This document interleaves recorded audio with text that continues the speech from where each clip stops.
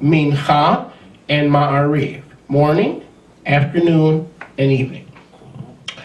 The elements of the mincha, the grain offering, meal, I don't like that word, could be one of the following.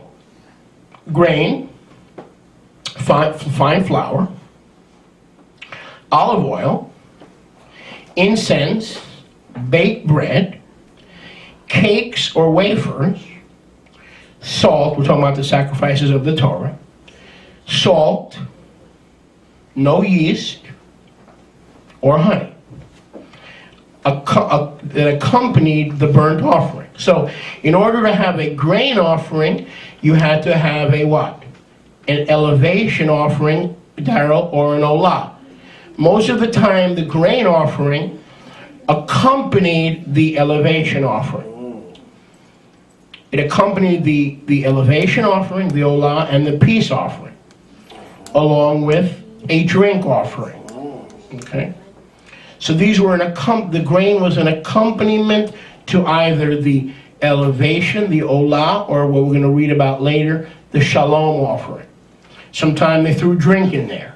Sometimes they threw oil in there. Sometimes they threw hint of oil in there. Okay, and sometimes they gave, because Yahweh wanted a variety. He didn't want to keep getting the same stuff. But it accompanied the offering where we give everything to Yahweh for unintentional sin. Not intentional. The only time that we sacrificed for intentional sin was on Yom Kippur. Keep that in mind. All the sacrifices in the Torah were for unintentional sin. There was only one time a year where the Kohen HaGadol atoned for intentional sin, and that was on Yom Kippur. Okay?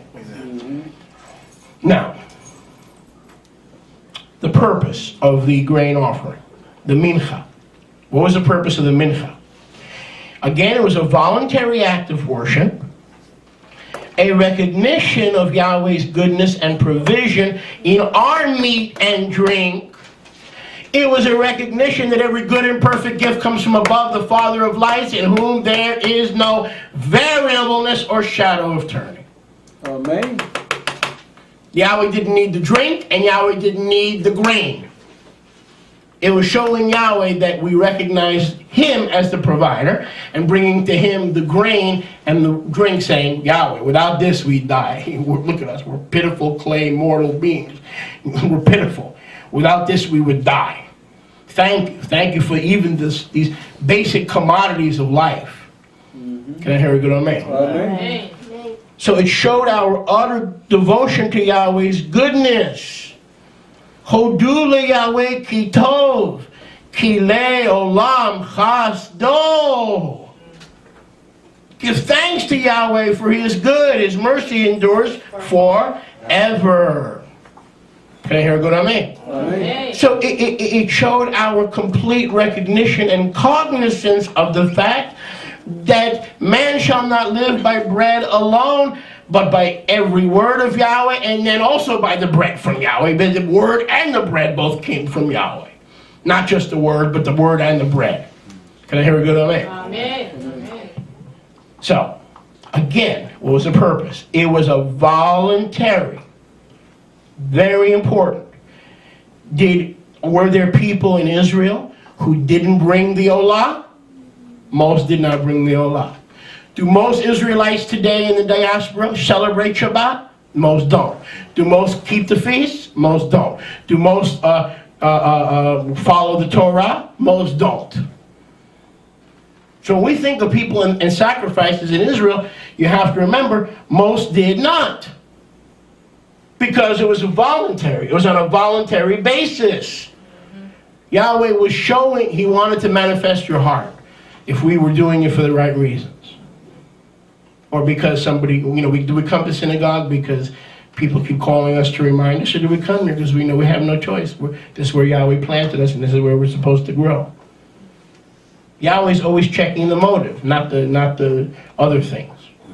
Can I hear a good amen? Amen. So, it was an expression of our devotion to Yahweh, the mincha. Now, what about Yahweh's portion? Back with the olah, what portion was Yahweh's?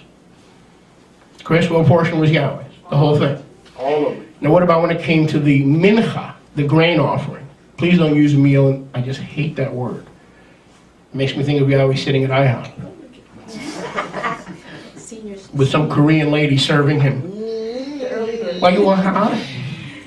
Tell us. Okay, tell us.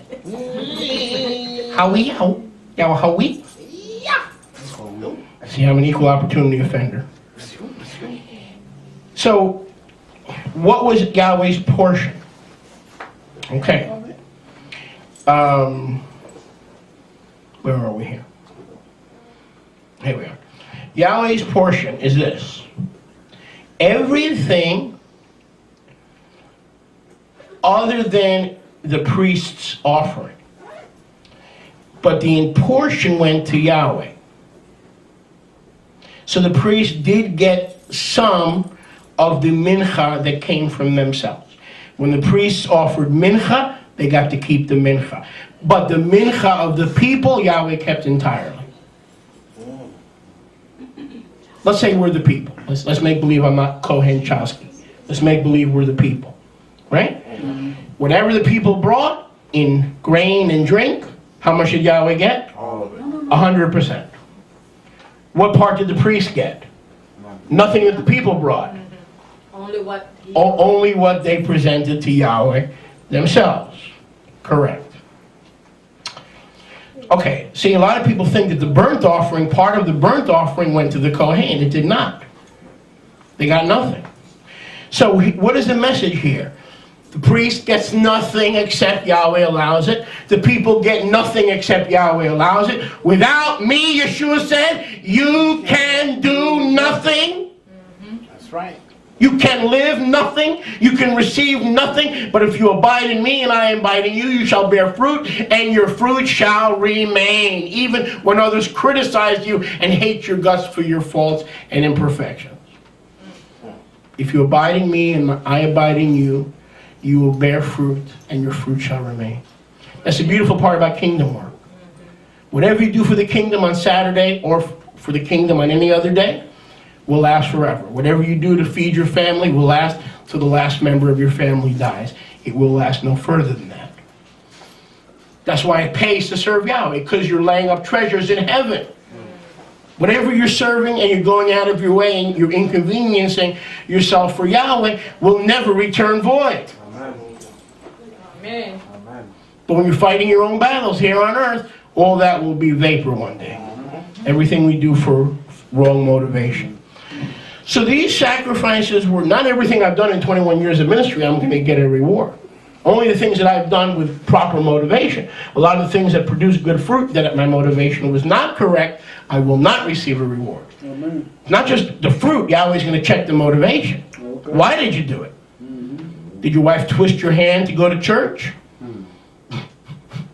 You know, why did you serve Yahweh? Was your arm twisted? Okay, so with the mincha, there was also a memorial portion, which is a handful, that also went to the priest. Okay. So, what was the priest's portion of the mincha? Their own offering.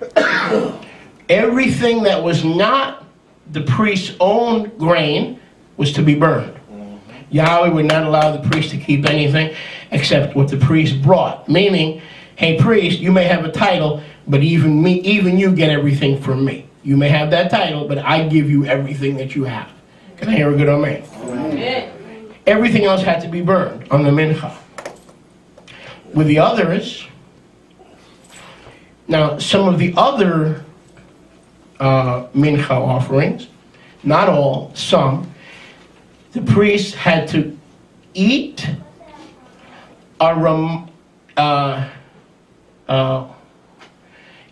in the court of the tabernacle.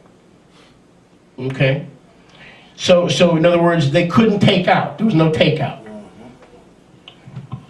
You follow what I'm saying? Whatever the priests had, now there appears to have been a couple of occasions where there was more than grain offering to Yahweh. They brought Yahweh grain offering. It was too much, and the priests were able to eat the remainder that wasn't used as part of the sacrifice. I believe there was a couple of places for that too. But still, you couldn't eat the portion of the